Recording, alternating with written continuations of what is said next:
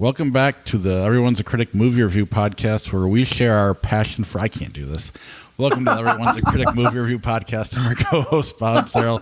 With me, as always, professional film critic Sean Patrick and Jeff Lassiter. Visit us at everyone'sacriticpodcast.com. We're also at ihatecritics.net or ihatecritics.com as well. Patreon.com/criticspod's the best way to help support the podcast. We are on all the social media platforms, or most of them. Our handle is CriticsPod. Our TeePublic page, blah, blah, blah. Sean, where can people read your reviews? You can find my passionate discourse on film. Geeks.me, horror.me, Sean at the movies.blogspot.com. And Jeff, where can people get your art? JeffLassiter.com is my website. That's got links to all my my Etsy, my TeePublic.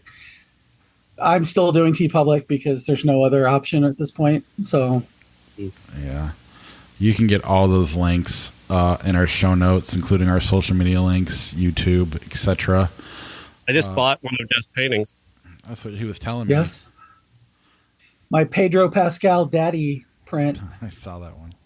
And then I was walking around the movie theater carrying it around. I took it with me to Oppenheimer. Pascalheimer. How about the movie theaters this weekend? Other than the movie Jeff saw, packed. Everything that was in just beyond packed. The concession people looked like they didn't know what they were in, what was going on. Well, you can thank Regal for that. Oh, Some really? of that. I mean, well, Regal closed. Well, I know they closed, but like 3 people would go there. That's why they closed. Josh, well, I mean, you 2 others. You weren't going to get through Barbenheimer weekend with just 3 people at Regal. I'm sorry. Well, I know. But this weekend was the worst weekend they could have possibly closed. They did nobody any favors with that. Yeah, it was like Mario Brothers all over again. Only there's 2 of them. I mean, even all 3 movies I saw as early as possible, except for Barbie and Busy. Like, I saw the 9:30 showing of Cobweb, and it was like the theater was packed. Not my theater, but all the other theaters were just like packed. I didn't even know Cobweb had come out. If it had not been for a couple of the horror people that I follow on Twitter, I'm sorry, X, whatever the fuck it's called, on Thursday, I found out it was coming out.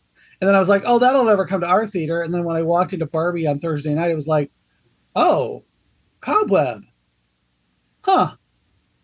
I'm not sure, but I think they may have like canceled some of the shows on Sunday because I saw Oppenheimer in the same theater I saw Cobweb in, and there were no showings for Cobweb until like 3:00. Well, let's start there. Tell us about Cobweb. Cobweb is a story of a young boy who lives in a really dark house and is bullied by kids at school because his parents are so weird.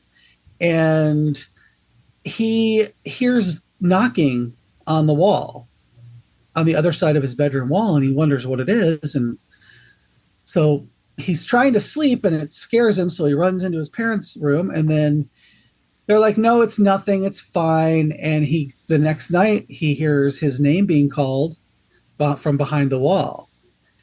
And his parents, his mother is played by Lizzie Kaplan, who seems to have really taken the Annie Wilkes role to heart that she did in the Stephen King miniseries on Hulu, Castle Rock. She's particularly weird, and he's got a teacher who is worried about him because he does a painting of him in his bed, and somebody's whispering, "Help me," and everything else is black. And so she goes to the house, and the mother acts really super weird. They lock this kid in the basement, and then all hell breaks loose. This movie should have been an October release. It takes place at Halloween. It's genuinely scary, and it's a seemingly very low-budget horror movie, with some pretty menacing characters. The parents, Lizzie Kaplan, and I can't think of his name, but he plays Outlander on or Homelander on The Boys. He's got that really weird mouth. And then when he smiles, it's just he's so disconcerting. And he's all, I mean, he plays that well here too. So, and it's about halfway through. You think you've kind of figured out what's going on, but that's not really what's actually going on. So it's good. Lots of gore. Yeah, I liked it a lot. It was better to me than the Insidious, The Red Door. It was a scarier movie than that. You genuinely, because it's not a franchise movie, you generally know that nobody has main character powers and anybody could die. So, I mean, there's a few points where you think this kid might actually end up dead at the end of the movie. You think that it's one thing, it's not, and it takes a couple twists like Barbarian. Oh, nice. Where you don't know what's going to happen. You just don't know, and that's what makes it scary. And the gore is good. The only thing that I've had a kind of problem with, it's a little too dark in spots. And I know that I thought it might have been me because I had a lot of projector problems that morning. Like the curtains weren't fully open.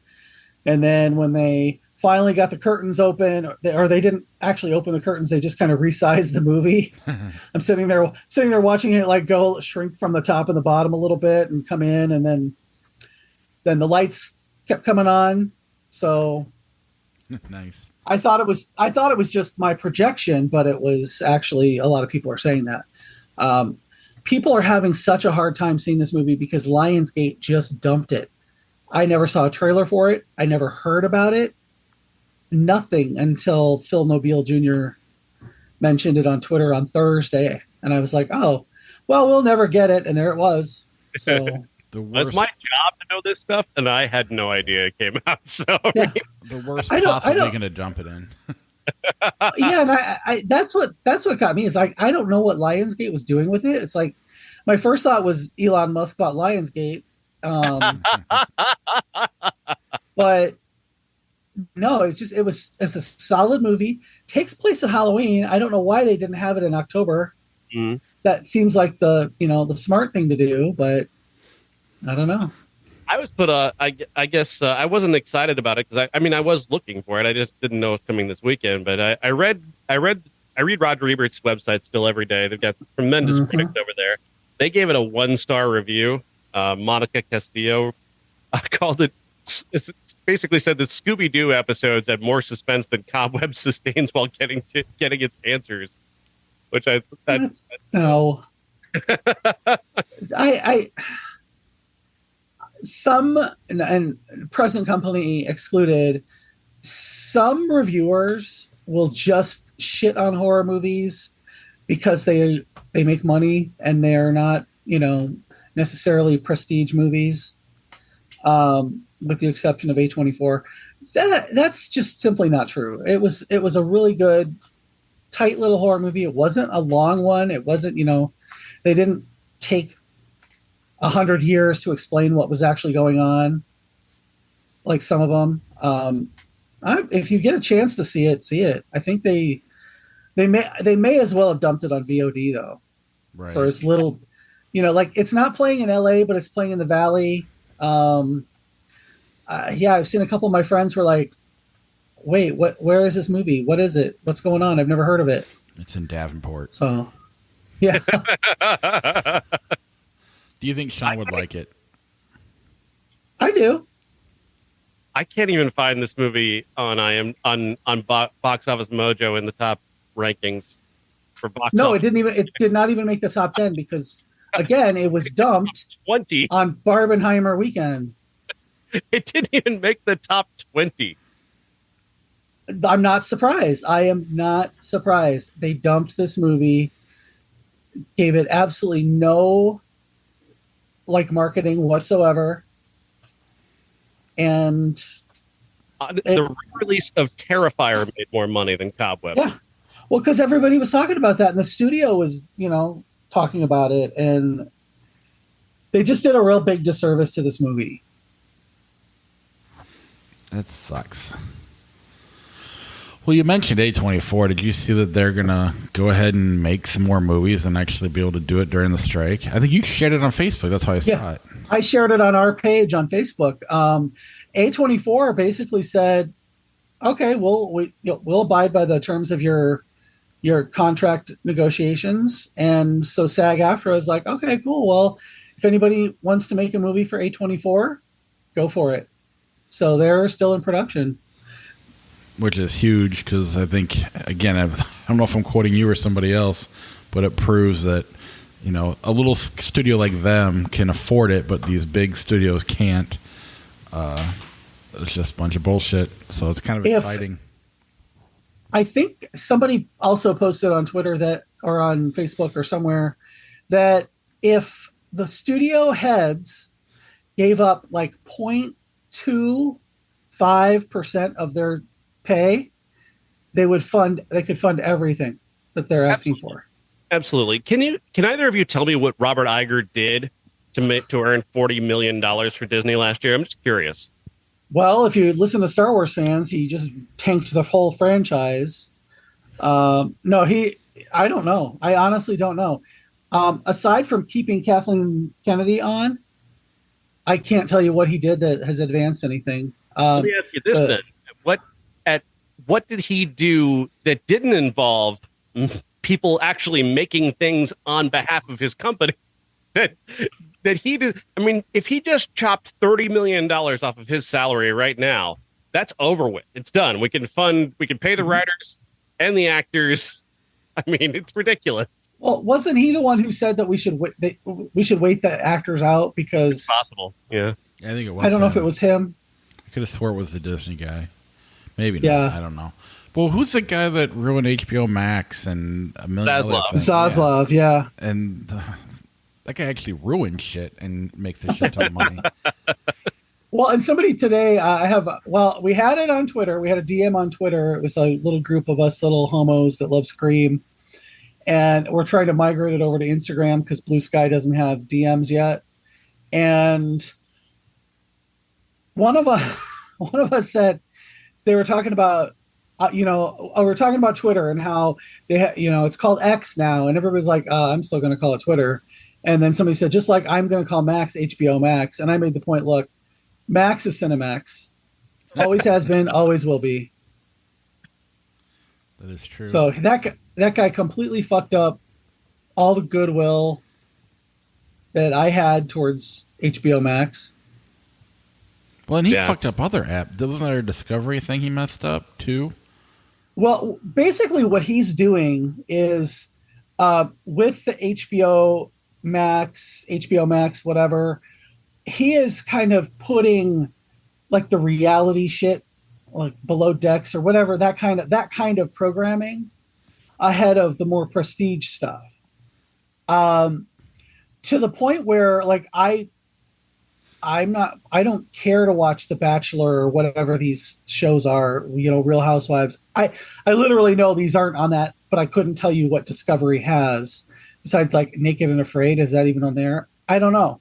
But he's prioritizing that kind of stuff over, say like if The Sopranos were coming out today, he would be like, well, no, we got to make, Love is Blind season 15 first. We can't be putting money towards some gangster drama.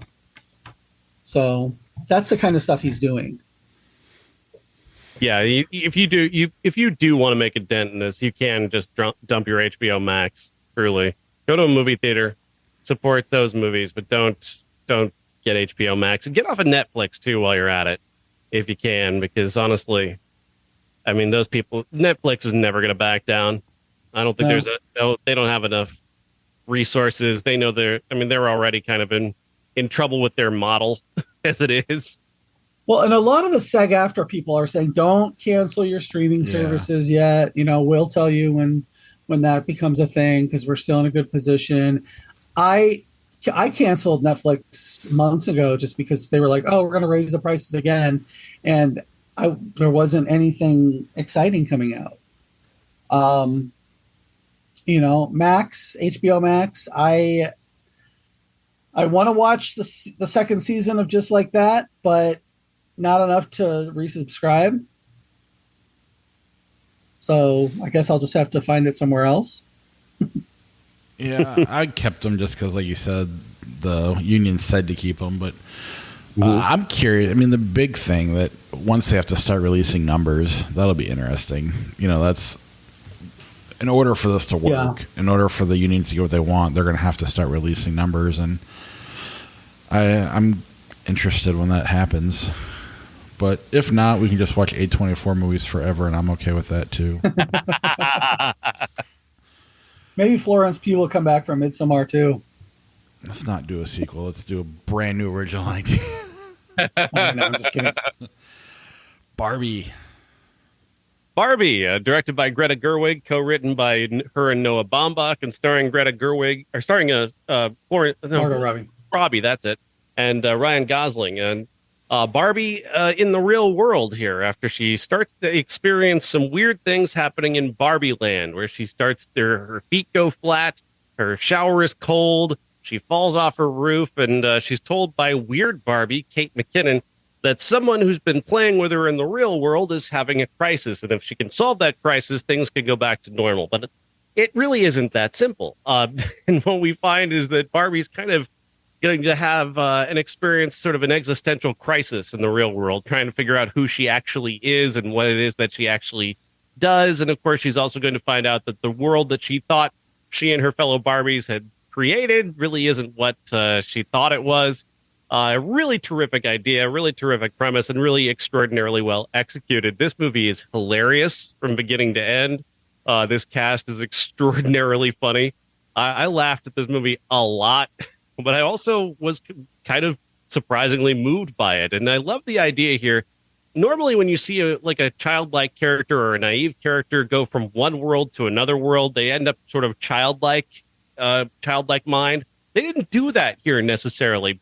Margot Robbie's character is more kind of sad and confused, but also kind of excited when she first discovers what real emotion is like, and she cries for the first time. It's both this kind of cathartic experience and also this very curious experience. Like, I kind of like having emotion. It's kind of nice. That is a very unique way to approach a character like this. Because again, the simplified way to play that is just very childlike, and they didn't go that direction. I really like that. That's just one of many really smart choices. Then they have this little sort of mini plot that occurs partway through the movie where one of the other characters starts to take over Barbie Land and cause all kinds of problems. And that's a really fun little mini story that's going on amid all the wonderful character stuff that Margot Robbie is doing. And I mean, just like I said, everybody in this movie is great. The little jokes about Barbie history. I mean, reintroducing everyone to Alan is one of the best inventions of the year. I had no idea what Alan was. I'm so glad I know Alan now. That's great. Michael Cera was awesome. Like I said, this movie is hysterical, and I absolutely loved it. I mean, you mentioned how we talked about Air a few months ago, and the one bad thing about that was they didn't really go hard enough at like some of the things that were wrong with Nike. But here, with Mattel involved, they do not hold back any punches. I loved those jokes. I thought they did a great job of, I don't know, just making fun of themselves. And I loved how basically Margot Robbie set everybody up to come in and steal the scene. Kate McKinnon stole the scene. Ryan Gosling stole every scene. Michael Cera, whoever the supporting actor was, got to come in and own that scene, and all because of the way Margot Robbie navigated throughout the whole movie. And Greta Gerwig's writing, and I think Noah Baumbach was involved as well. I was surprised at how much fun I had with this. So what you just said made me think of something that I thought of Thursday night. Is the reason that I think Margot Robbie lets everybody play around her is she's us, right, playing with that Barbie. When we play with a Barbie or an action figure or someone, we put all of our experience onto that, And she knows that people have enough life experience and can relate to playing with a toy like that, that we're interacting as us through her with all the other characters. It was like the polar opposite of Oppenheimer, but still equally as genius in its own way.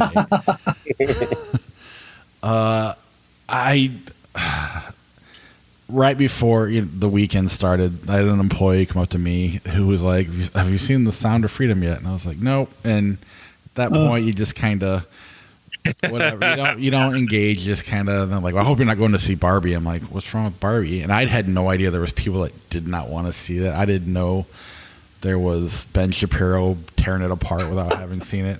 And then when I'm watching it, and it's just like, oh my God, this is even. This isn't some man-hating, patriarchy-killing movie. It's such a smart, cute, fun, but more than anything, smart movie that it's insane that anybody would find any offense in this. If nothing else, you can get a lot out of it. So one of my coworkers, the one who has his picture taken with Trump that hangs in his office, he told me on Thursday night, we had a get together for one of the people's 80th birthdays. And I was getting ready to go. I was only going to be there for a few minutes because I was going to go see Barbie. He's like, "Oh, you're going to go see Barbie?" Well, my wife really wants to see that. She always loved Barbies growing up. So today he comes into my office, and it's like that scene in Misery when Kathy Bates, who's been so happy to have Paul Sheldon there, she finds out that he's like been in the house, and she comes in and she's all dark and what did you do? That's how I felt. I felt like James Caan in that situation, because you told me Barbie was going to be great and my wife hated it. And I was like, why did she hate it? Well, she thought it was going to be this like bubblegum thing, like playing off all the Barbies that she always played with as a kid and blah, blah, blah. And there's, well, yeah. I'm like, and they're like in the first scene, there's little girls beating their baby dolls to death with rocks and against their. I'm like, I forgot about that. Did you not? I'm like, did you not see 2001? You never heard of Homage? I said that whole sequence was, that's why at the end of the sequence they threw the baby doll up in the air and it did the spinning thing like the bone, and then you go to Barbie Land, and he was just like, well, I thought they were heavy-handed on the, anti-man stuff. And I was like, it's not anti-man, it's pro-woman. You can be pro-woman without being anti-man. And when Barbie came out, Barbie could literally be anything. And they call this out in the advertising. Ken is just Ken, because Ken is there to adore Barbie. And Ken rarely has, any sort of job as a Barbie doll. I think they made matching Ken and Barbie Western, but I don't think he was a cowboy. I just think he was gay. Speaking of gay Barbies, they had earring magic Ken in the movie, but they didn't put the cock ring around his neck. Look up the original earring magic Ken, and it comes with earrings that spell out Barbie, and that's what he had around his neck. But the original one had a little silver ring that all the people thought was a cock ring tied around his neck. I was disappointed in that, but that's about the only time I was disappointed. I mean, I love Ryan Gosling's approach, and the way he says, "My job is beach." Yeah, it's with such conviction. I'll beat you off. Yeah, I was. Nobody's beaching anybody else off. I mean, I was waiting for the liberal propaganda that everybody was talking about. And I really don't think it's there. Like, not even. You really have to go look for it and apply that yourself. Women having agency is liberal propaganda. Don't you watch the Duggars? But they could have gone a lot harder with that if they really wanted to. And absolutely. I think they were very fair with the way they presented that. If you say patriarchy in a movie, you're automatically woke. But again, they could have gone harder on that too, and they kind of did it in a more realistic way and mean, there was plenty for men to get out of that movie, as far as I'm concerned. Absolutely. Yeah, and Go ahead, Sean. I was just like America Ferrera's performance was incredible. She is the woman in the real world who's been kind of playing with Barbie, dreaming about how her and her daughter don't connect anymore because her daughter's in those teenage years where they're trying to separate from the parent a little bit. And she's been playing around with Barbie and sketching her, and that's where the existential crisis comes in. And then she gets this big speech late in the movie that is actually pivotal to the plot. And one of the things that it kind of struck me was this is a great idea to actually have men watch this movie, because you can learn a lot about empathizing with women and understanding the things that women are going through, as opposed to just sort of making up in your mind what you think women are going through, which is what so many men make the mistake of doing. But they really do that without hating on men. I mean, I do not find any male hate in this movie at all. Not that it's not warranted, but but what gets me about it is like I had two guys who are maybe like early to mid 20s sitting next to me, and they laughed throughout. They thought it was hilarious. I don't know if they were gay or straight. I think the one closest to me might have been gay, but I think the one next to him was definitely straight. But they kept talking about like when Ken had all the horses everywhere, and the one goes, "Oh my God, it's you," and it's like, but they were laughing about it, and that's the thing that kind of gives me a little bit of hope, is that okay, yes, there are some people that hate on it because they heard on Fox News or Newsmax or one of those places that it was woke, and they don't understand woke. They just think everything they don't like is woke. I think that all of the guys, with the exception of my coworker that went to see it, that I've talked to, loved it. I know one person who went 5 times with 4 or 5 different people, just because they want to see it. He's like, I would absolutely see it again. I will see it again. Oh, absolutely. I mean, in the end of the day, Greta Gerwig's the MVP with this thing. She is such a fucking talented writer and director. I'm sure other people could have done it too, but with her voice in this, she's so good at telling these kinds of stories. And I don't know. I can't say enough about her. She really was the MVP of this. Not that anybody wasn't good. Everybody was phenomenal, but Greta Gerwig really stood out for me. Yeah, and the people forget just this is also a really great looking movie. It's the production design is phenomenal. The costumes are incredible, and then you've got a very smart script. You've got Helen Mirren's voiceover is one of the funniest performances in the movie. I mean, it's terrific. Every little side, and then you've got this wonderful Rhea Perlman performance where she's playing the woman who created Barbie. That is fantastic. And we're going to go into spoilers very briefly here, just for the ending, because I do need to talk about this ending. I love the ending of this movie. I love it. I thought it was such a terrifically smart, funny swerve to set it up as they did. So the film ends on Barbie, and she's seemingly like Barbie is now living in the real world, and she's got a new family with America Ferrera and her daughter, and you think she's going on a job interview, and no, she's going to the gynecologist, and then they're then forced to think about Barbie at a gynecologist and what that means. And the thing about that is, what makes that so incredible is that young women and really young boys have actually often had this conversation about Barbie genitalia for decades, and for them to openly acknowledge that and open that conversation for people that they had when they were like 12 or 13 years old, that is such a funny way to end this movie. I love that. 2 things. My favorite tweet about this movie and about Ben Shapiro was that somebody, I can't remember who, said they finally made a movie about tiny people with no genitalia, and even they don't like it, and then just posted a picture of Ben Shapiro standing in front of the Barbie scene.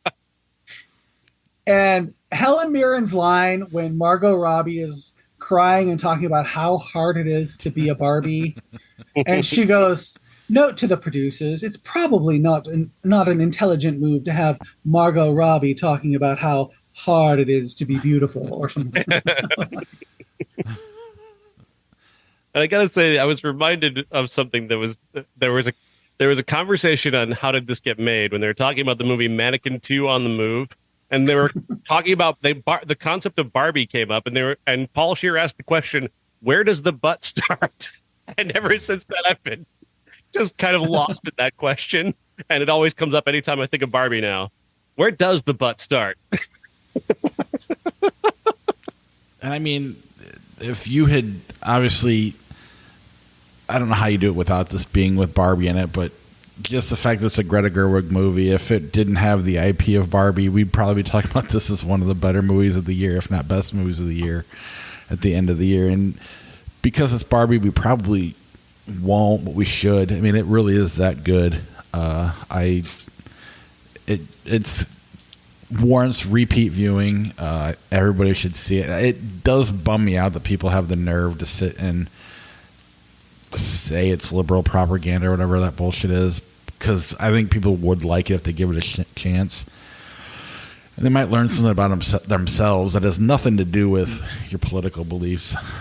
But I mean, you know what though? These people are going to come out against whatever is popular, because if it's popular, that means that most people like it, and if most people like it, well, they probably were voting for him. And I, you know what? I can tell you one thing: a hater is going to watch that movie. They're just not going to tell their friends about it, or they're going to take their friends and they're just not going to talk about it on the internet or whatever. But they're all going to go see. You don't get to $180 million the first weekend, which is better than any other director this year. Mm-hmm. You don't get that high without all these people who say they aren't going to watch it watching it. Do you guys remember when they announced that Greta Gerwig was going to direct a Barbie movie, and everybody was like, "Oh my God, no, Greta, don't do it!" You guys remember that? no, I didn't even know. I think that was a reasonable. It was a reasonable reaction. I didn't want her to make a Barbie movie. I assumed that Mattel would have too much control and probably ruin any vision. I'm glad to be wrong, but I don't think I don't think it was unreasonable to think that. I think one of the biggest and best surprises about this movie was the fact that Mattel was completely in on the joke against themselves. They've got, I think the guy who was hating on it at work today, he was telling me that I think they have like 5 of the executive team are women at Mattel. And I said, well then, and he was like, so I don't know why they're going this anti-man stuff. And I said, that just tells you that they're in on the joke, and they know that the joke is that, and I said, and he didn't like when I said, the joke is that men are always in charge of everything women do. You know, right. Think of all the men who this is where he got pissed. So think of all the men who were in, or think of how many women were in the room when men decided to legislate women's bodies about abortion. I'm my last day is Friday. I don't give a fuck. But I was like, I go, remember when that was coming up a few years ago, and there were on the committee about it, there was no women. Well, I said that was the joke, is that these men are the ones who are making, all the decisions about how Barbie lives. But I will say this, they were making the right decisions. Right. Mm-hmm. Go ahead, Jeff. Sorry. They knew that, but they just thought that, we got to get Barbie back in the plastic, and, she's going through this stuff, and we'll get her back there and everything will be fine, which it wouldn't have been, even if they hadn't gotten there and Ken had taken over everything. They were actually not against Barbie. They loved Barbie as a concept even. So that was even a little more refreshing for me to know that Mattel is in on the joke, but the executives in the movie didn't want to screw up Barbie. Right. I think there's also kind of a subtle nod to that Victoria's Secret song as well, because that's another piece of clever, material. There's the song about Victoria's Secret. He was made up by a dude. That's Victoria's Secret. They're owned by a guy who makes underwear for women.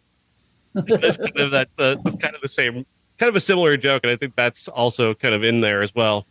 But like Jeff said, the way they handled it, because like he said, they weren't wrong. They wanted to do the right thing, but you threw it through the eyes of Will Ferrell, which then adds a little comedy and lightens it up a little bit. I just thought it was completely brilliant. This is a perfect movie. I mean, there's nothing wrong with this movie. Well, and think about the fact that Will Ferrell played Elf, who another fish out of water story. So that adds another layer to the, you know. Yeah. I loved this. I want to see it again in the theater. I might just go to one movie next weekend and then see Barbie again. I don't know. It's fantastic. Everybody should go. My favorite movie of the weekend. Really? I mean, I definitely think if you're just a casual moviegoer, this is an event movie that's worth going. And it still will be an event next weekend too. Yeah, probably for the next few weekends. So it's worth taking your kids out to see this one. All right. And that by no means means that I do not like the other two, because I thought they were both really, really well done. But I had the best time at Barbie. Oppenheimer, directed by Christopher Nolan. Wait. We are in the Midwest. You have to call it Oppenheimer. Oppenheimer. No. Oppenheimer. Oppenheimer. We're not in Minnesota.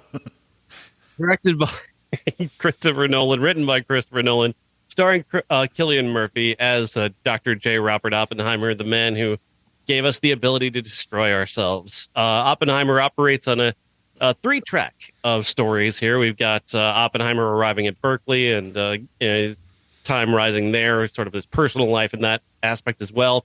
You've got this shift in time and in color to black and white, where we have Robert Downey Jr.'s character, Major Strauss, who's going through a confirmation in front of Congress to become the Commerce Secretary under Eisenhower.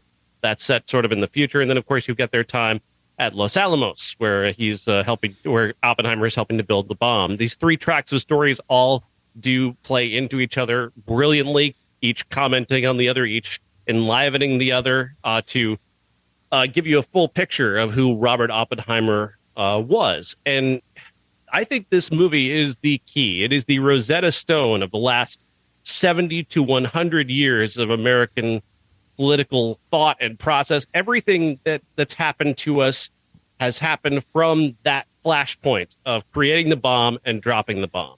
And this movie captures that in such subtle fashion by never mentioning how key it is, by never commenting directly on it, but by presenting all of these aspects about Oppenheimer's story and how essentially, the Cold War, the arms race, it turned us into this skittish, constantly suspicious, nervous country that is constantly on edge.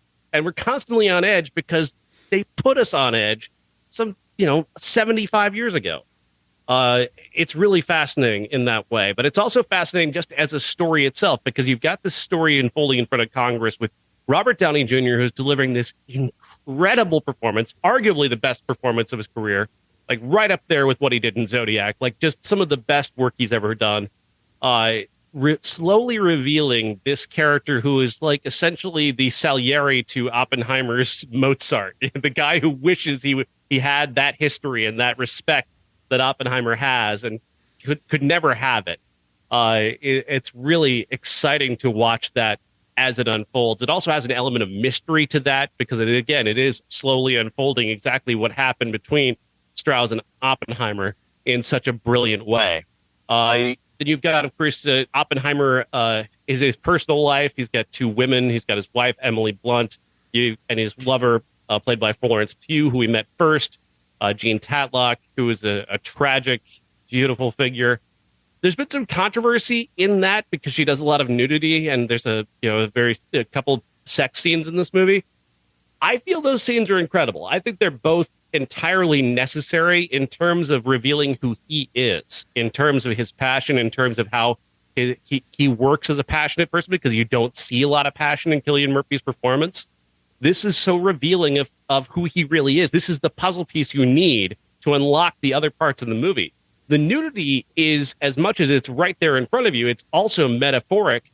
You've got the opening scene of her being completely vulnerable and nude and him not. And then you've got the second scene where they're both nude and both fully revealed, all cards on the table.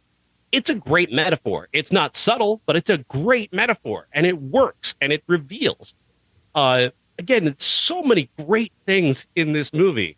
Operating, in the background of this is Edward Teller, who is the actual guy on whom much of Doctor Strangelove, which we'll talk about later, is based on. It's Edward Teller.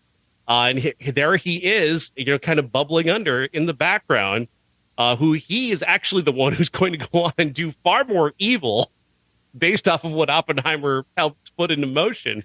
Teller's the one who goes on to actually create the H-bomb. And then Star Wars, he's responsible for Star Wars, the Reagan thing. Like, he goes on to cause the Cold War to go on as long as it does.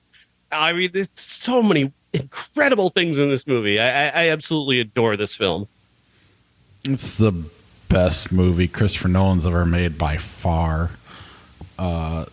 Cillian Murphy is probably going to win an Oscar. Robert Downey Jr. is probably going to win an Oscar. Florence Pugh and Emily Blunt will probably get nominated. I don't know. This was phenomenal. I've always, I've not been a huge Christopher Nolan fan in the past. On a technical level, I think he's one of the best. I always had a problem with the storytelling, but here that's not an issue at all. It's the way he uses the bomb and sound and explosions really make, like, what happens, and you still, while they're testing it, you're worried he's going to blow up the world, even though he doesn't. Mm-hmm. We're here watching the movie. That he does such a great job of just making this 3-hour movie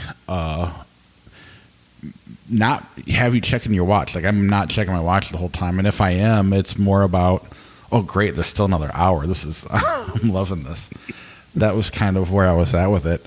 One thing that usually turns me off is when there's a big age gap between actors, and this is one of the, especially when there's love scenes involved, but Cillian Murphy plays such a wide variety of Oppenheimer's age here that it's kind of okay a little bit in this movie compared to some other movies. Like, I can get behind it a little bit more than I normally would. And plus, Florence Pugh is capable of playing a wide variety of ages too.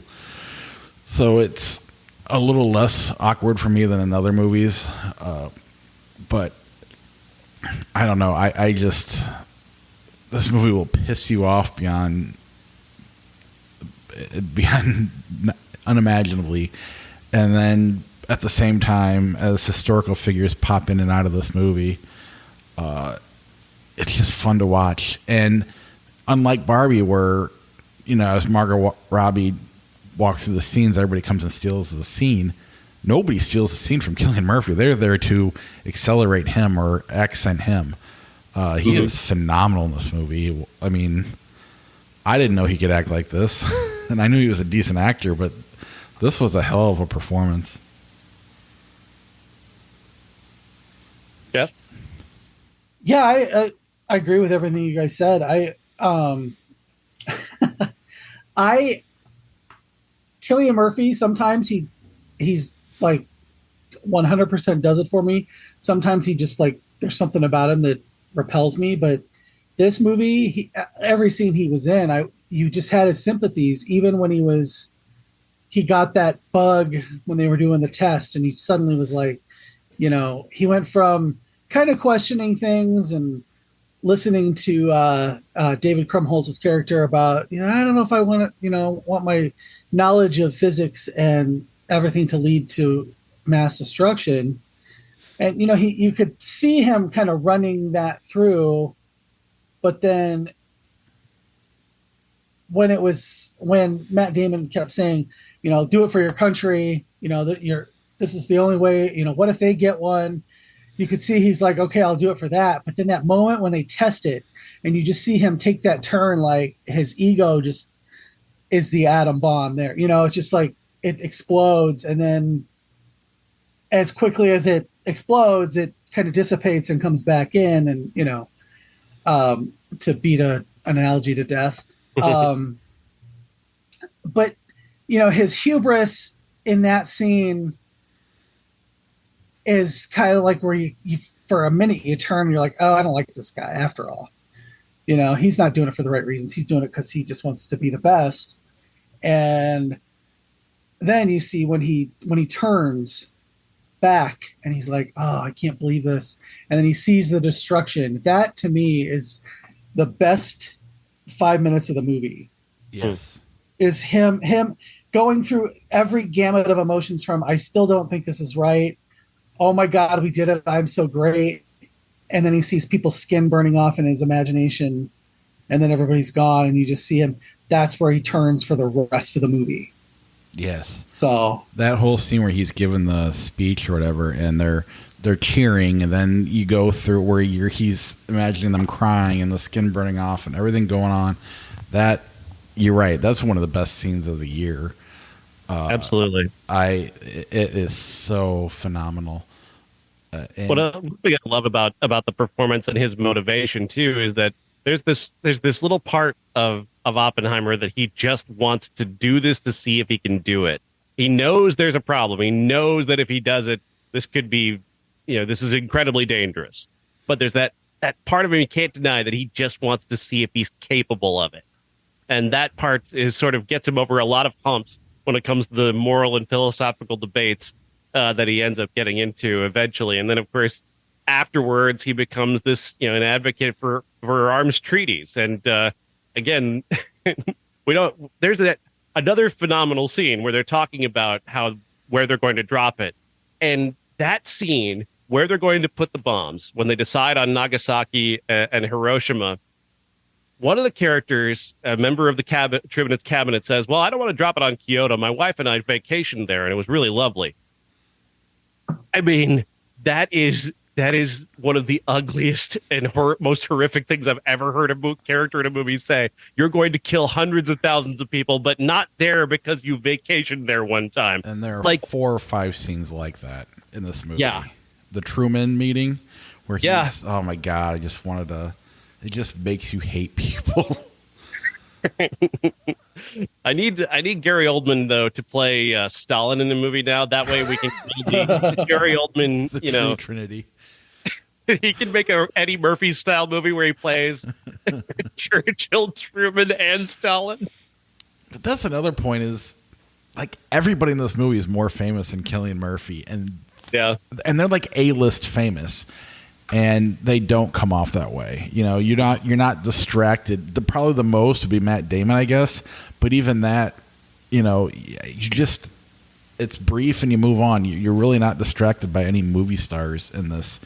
The story and everything with it plays out so well that, I don't know. I love the scene at the end too with Albert Einstein. That was a great scene too.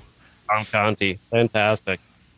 The really thing that hit home to me though is just what it all comes down to is that we have human beings making these decisions based upon ego, based upon their gut instinct, and one of the things that came about over the past 70 years is that idea of gut instinct and making that decision based on what you think is right as opposed to what the experts say. You've got experts telling you, like, we should probably be doing an arms treaty now, just, to get everybody to not do this. And then, of course, they go, no, we think détente's better. We think everybody having the weapon and deciding not to kill each other, that's a better way to do it. No, it's not. We could have ended the Cold War in 1951. We could have ended the Cold War with the arms treaty. Eisenhower wanted to do it when he was president, and no. Edward Teller, actually the guy who killed it. Yeah, everybody in this movie, it's not even, they're making the decisions based on maintaining their power, The whole point of Robert Downey Jr.'s, the Strauss's story, is about him maintaining his power or gaining power. And that's what all these guys do and have been for the last forever. And it's just so sickening. Like Sean mentioned, those scenes, you almost want to throw up or laugh. It's so crazy, the things they say. but I believe every word of it. Yeah, you've got Strauss basically making decisions based on his ego throughout. I mean, when we're talking about when they start talking about the arms treaty or about where they drop the bomb, where they're talking about all those things about developing the H bomb. It comes down to he met Oppenheimer a few years earlier, and Oppenheimer said a lowly shoe salesman. He goes, well, a shoe salesman, because he couldn't take it, and then he said lowly, like that sticks in the back of his head. Then he thinks that he said something. Einstein blows him off as he's walking away, and he assumes that Oppenheimer was talking to Einstein about him, and they weren't. But his ego won't let him think that they were talking about him. And that character being so pivotal in those big decisions about the H bomb and about the treaty, and I mean, and again, just it's that human element that we're trusting people to put aside what their own self-interest in order to see what's best for everybody, and not being able to do it. That's the story of Strauss. That's even the story of Oppenheimer in many ways. These men who could see these big picture directly in front of them, but they couldn't see exactly what it was, this visionary future that they were supposed to see. It's really fascinating. And again, our other movie, our classic, actually has the same theme. Right. Well, you mentioned the human element. I'll let Jeff go as soon as I'm done. But I mean, both Barbie and this movie, they're like the perfect movies to come out together, because the human element plays such a role in both movies. I don't know. I just, even like Oppenheimer, he's not a perfect person, and he's a genius, but he's also a little. He's got his flaws. He's got his things that are wrong with him. I don't know. It is scary. It really. When they called this a horror movie, I get why you would say that. Yeah, I one of the. For me, it was all the people that had a role. It was like watching like one of those old Irwin Allen disaster movies. Because everybody who has a speaking part in it is, has done big stuff, or was really famous at one point, like Josh Hartnett. Yeah, I did have to get up to go to the bathroom at one point, and I pulled out my phone as I was walking out of the theater to pull up IMDb to see if that was him, because I was like, no way he aged that well. Well, he did. Benny Safdie. Mm-hmm. This is the second movie we've seen with him in a couple months, and aside from being a great director, he's really a really good actor. That all the little supporting parts. It took me a while to recognize the guy who played Frank Oppenheimer. Sorry, I've been doing that all day as a joke, and now I'm starting to do it. The guy who played his brother, unrecognizable from the last time I saw him in Halloween Kills. I was like, all these people you just kind of recognize, and then you get like Oscar winners to come in and do like 5 lines, like Rami Malek. Which that was one of the most satisfying parts of the movie. Oh yeah. I was just like, oh, thank God, because I didn't know anything about Strauss.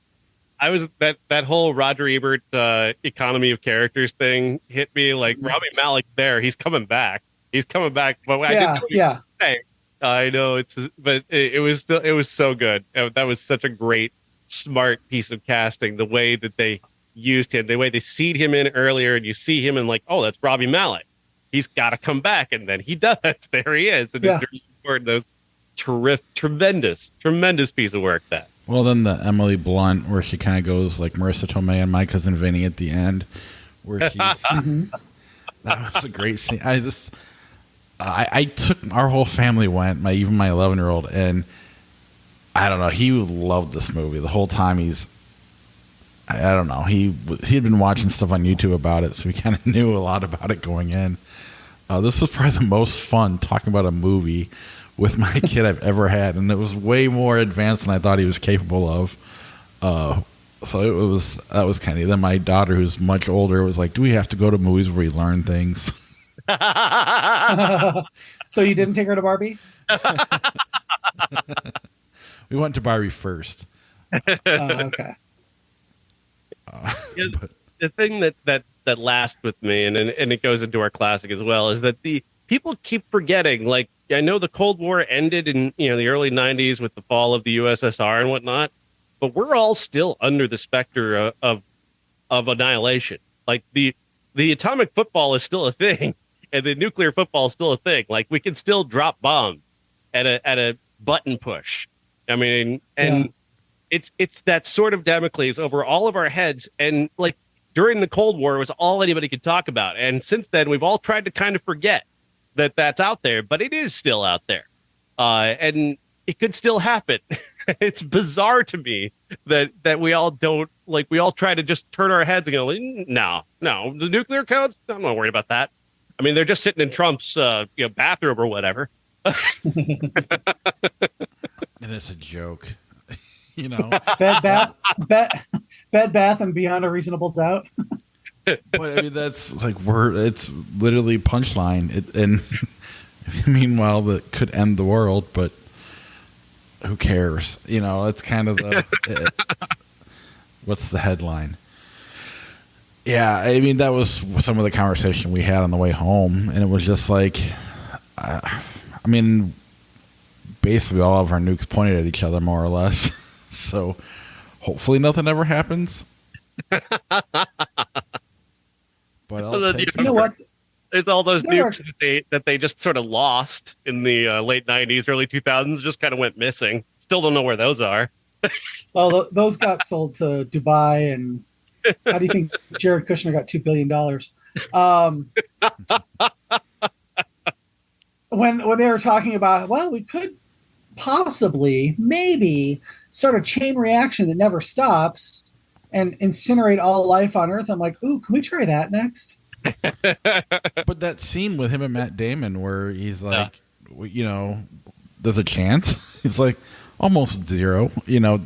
Another great scene where they're and that whole time, I'm waiting for the window to blow and start to stab that guy in the face. I'm waiting. That scene was intense where they did the testing, and then the sound editing on that was phenomenal. The whole thing. If there's one thing I get, and there probably just wasn't time for it, but there were two guys that died on the Manhattan Project putting that bomb together, and they don't mention that. They died from radiation poisoning while they were trying to build the bomb. I would have at least liked a reference to that, but I understand why they didn't. Yeah. Anything else on Oppenheimer before we move on to our classic? I don't really know what... I mean, there's a lot of people saying something about they should have shown, the Japanese side, showing the reaction at Hiroshima and whatnot. And it's like, this is about, Oppenheimer and his perspective, and he actually didn't, he wasn't like watching this happen. He was actually hearing about it happening on the radio, which is really what happened. They didn't tell him when they were dropping it. He just knew where they were going to drop it. So that was, I don't know. I find that just people seem to be looking for something to be upset about. That seems to happen a lot. There was somebody who was saying one of the dumbest discourses I saw on Twitter was like, I was hoping that this movie would lead us to a new generation of kids wanting to be physicists. Yeah, the same. Oh wait, Barbie. You're talking about Barbie. Okay. They were saying like the Social Network made me want to go into tech. I was hoping this would make people want to go into physics, and I'm like, wow, you missed the point of the Social Network. Yeah, no shit.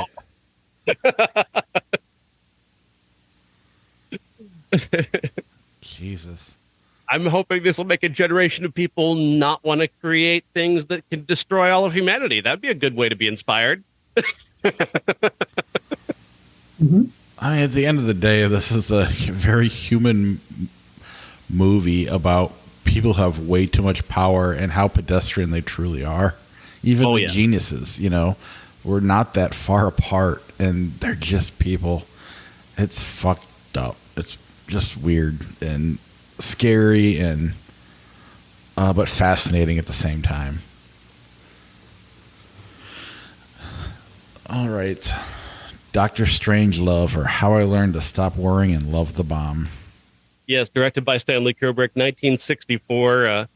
co-written by Terry Southern and Stanley Kubrick. And this movie is like just the perfect companion to Oppenheimer, because it's basically what Kubrick did in 1964 was basically like what Oliver Stone tried to do with W. He actually took what was happening in the moment and shoved it right in your face. Now, obviously, W didn't succeed in doing that. They just completely failed. But in terms of timeliness, this happened in the midst of our whole, the Cold War thing that's taking place.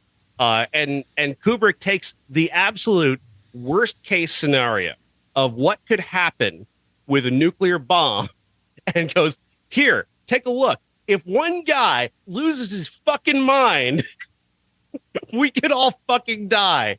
And I'm not kidding. And it's like a lot. It's hardcore satire. Like, there's a lot of very funny things about this movie, and a lot of it is intended to be just darkly comic, but it's also like, hey, no, this is realistic.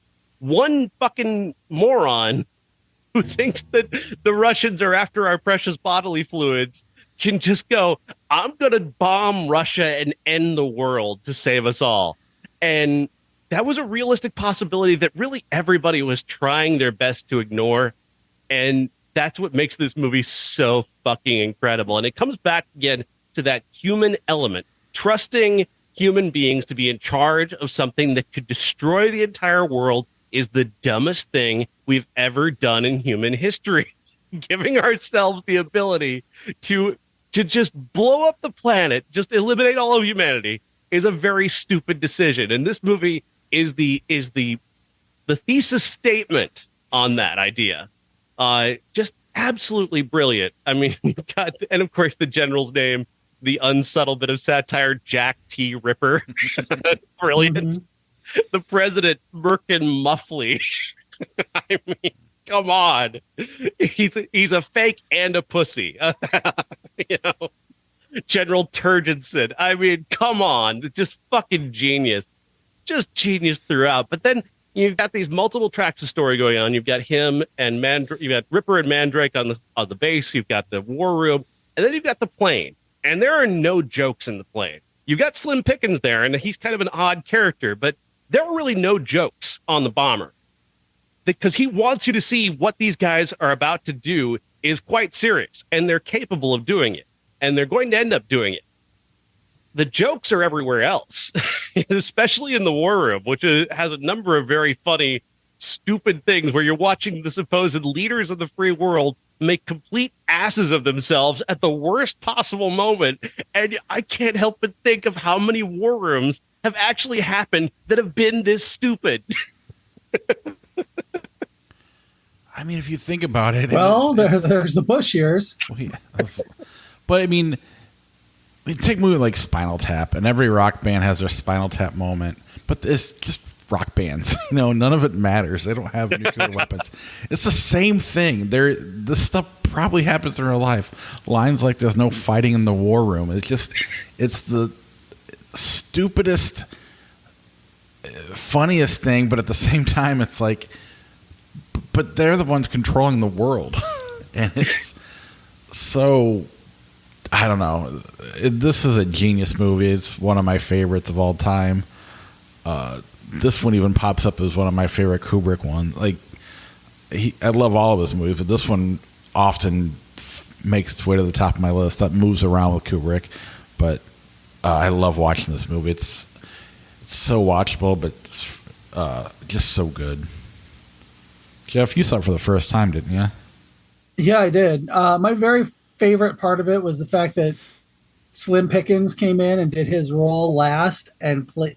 They didn't tell him it was a comedy. They only gave him his sides. Mm-hmm. So he played it completely straight. So even though he's one of the funnier characters in the movie, it's just because he's talking like Slim Pickens and he wasn't doing an act. Mm-hmm. And, and I think it was James Earl Jones who said that he asked somebody, because Slim Pickens was just talking the way Slim Pickens does, offset. And he's like, why is he just in character or what? And somebody said, no, that's just how he talks in real life. So, no, I thought it was good. I was when I was like, oh, I hope we're recording tomorrow night because I think it's like a 3-hour movie, isn't it? No, it's like an hour and a half. No, no, no. I thought it was like, and I thought it was 3 hours. It was an hour and a half. I was like, oh, all right, cool. But no, I've never seen it. I wasn't quite sure what to expect. I knew that Peter Sellers played multiple roles in it. I was surprised to see that he played the very first person on, like right there. I'd never seen anything with Sterling Hayden except for 9 to 5 when he was really old. So that was kind of cool. And he reminds me of somebody so much that I can't quite put my finger on it. Anyway, no, it didn't seem like a Kubrick film to me from what the ones that I watch anyway. So that was a nice surprise. Well, that's the thing with Kubrick is it's so all of his movies. Once you start to see a lot of them, they're all so vastly different. Yeah. Yeah. Oh, very true. I mean, yeah, I love that this is a movie and kind of throws an interesting light on 2001. It kind of makes you wonder if Kubrick was actually planning on leaving the planet. Like, let me make an experiment to see if we can figure a way to get out of here. Oh my, that scene though at the end with Dr. Strangelove talking about the mines, and if we go into the mines, we could possibly live out the whole we could possibly rebuild humanity underground for 90 years. And there, of course, should be 10 women for every man.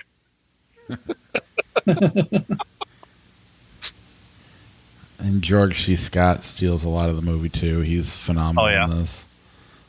That's been one of the great things about this podcast is seeing George C. Scott so much. As much as we didn't like Hardcore or even The Burning,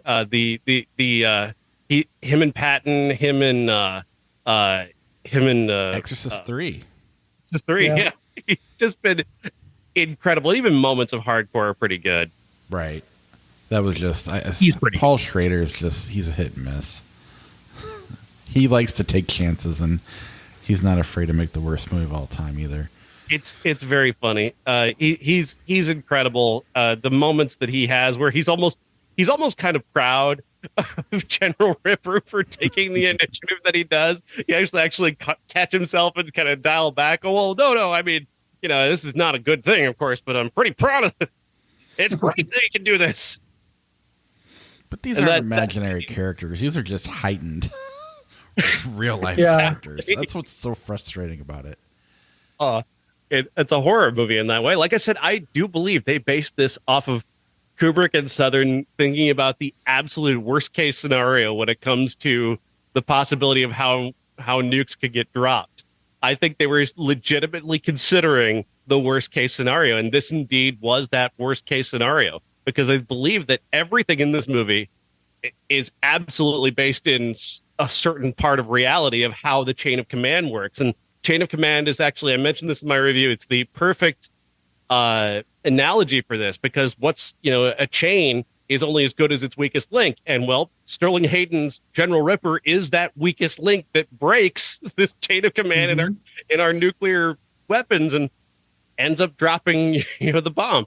It's fantastic that way. It's such a brilliant film, and it's just so subtle in that way, even as so much of the humor isn't subtle. Yeah, exactly. Anything else on Dr. Strangelove before we move on?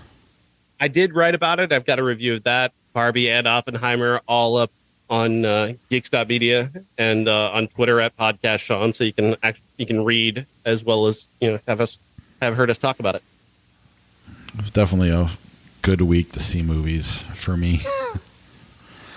1993, another Stakeout, Coneheads, Poetic Justice. What are you guys talking about, Coneheads? No, actually, we pivoted again. We couldn't get to Coneheads, so we went with Robin Hood Men in Tights. So that one is with the Rookie of the Year, and Robin Hood will be next week. Coneheads, I didn't see if it was available or not, but I love Coneheads back in the day. I thought it was just incredibly funny. I don't know if it holds up or not 30 years later, but at the time it came out, I was not a fan of that sketch on Saturday Night Live. I thought the whole Coneheads think on SNL was kind of dumb, but I thought the movie, there are just moments of such sheer lunatic invention that I just really appreciated it at the time. I loved another Stakeout when it came out. And I don't remember Poetic Justice. I remember seeing it, but I don't remember if I liked it or not. Poetic Justice, Tuvok Shakur and Janet Jackson. Very romantic, well acted, kind of lovely. Great soundtrack. Next week, Talk to Me, Haunted Mansion, The Baker. Our classic is The Hand. And what do we got? Robin Hood Men in Tights, Rising Sun, So I Married an Axe Murderer. Yeah, Jeff, what is The Hand?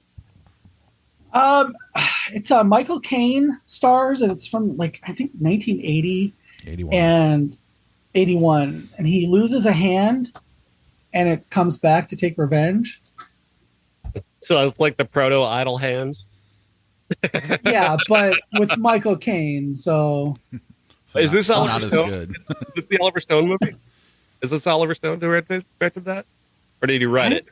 I think he just wrote it. Now I'm recalling it. I think Nathan Rabin wrote about it on his website not all that long ago.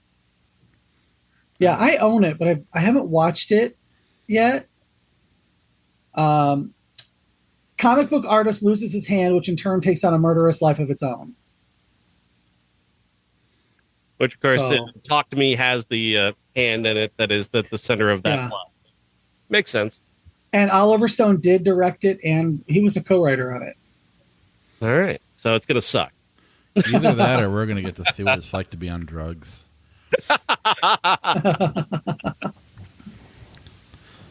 All right. Do we want to run Dr. Strangelove through Flickchart, or do you guys need to get going? Yeah, let's go. Let's do that. And then we'll crash it. We'll call it.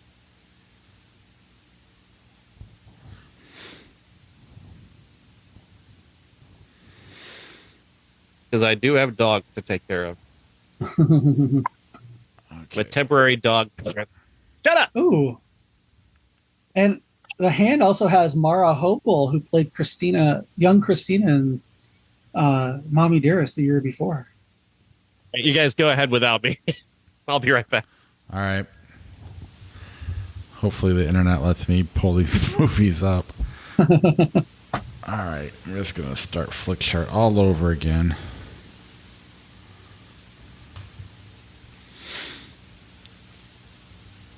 Doctor Strange Love.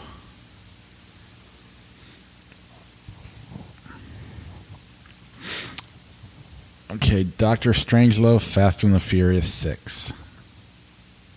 Doctor Strangelove. Agreed. Oh, I'm not sharing my screen, all right, am I? No. Sorry. There we go. Doctor Strangelove, the Brady Bunch movie. Oh, I love the Brady Bunch movie. I understand. The Brady Bunch movie, just for sure, Jan. We can flip for it.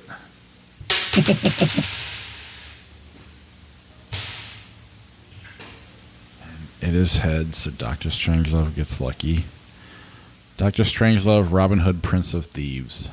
Doctor Strangelove. Agreed. Doctor Strangelove, Silver Linings Playbook. Silver Linings Playbook. I agree with you on that one. Doctor Strangelove, Serenity. Doctor Strangelove. Agreed. Doctor Strangelove, Closer.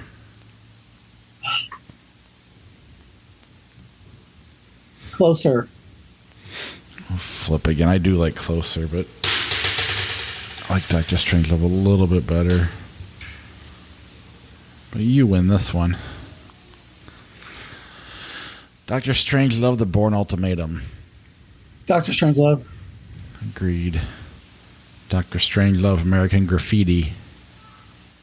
Ooh, I love American Graffiti. Doctor Strangelove.